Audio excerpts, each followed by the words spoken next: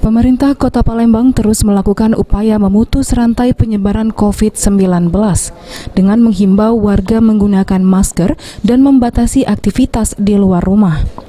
Wali Kota Palembang juga menginstruksikan camat dan lurah untuk memberikan perhatian untuk warga yang terdampak COVID-19.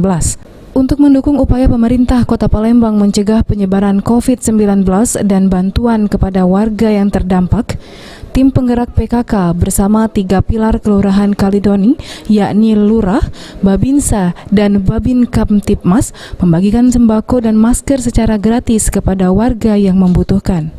Sembako dan masker ini merupakan bantuan dari pemerintah Kota Palembang dan tim penggerak PKK Kota Palembang.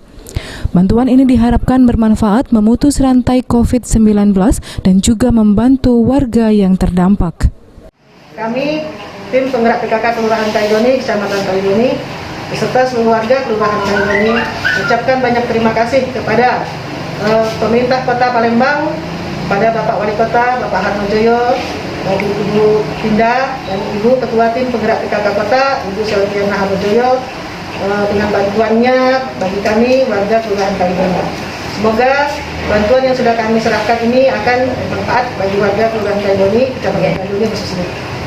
Untuk masyarakat yang mungkin belum sempat ataupun belum sampai kami datangi ataupun kami datangi, insya Allah di kemudian nanti akan ada lagi sumbangan-sumbangan atau bantuan-bantuan.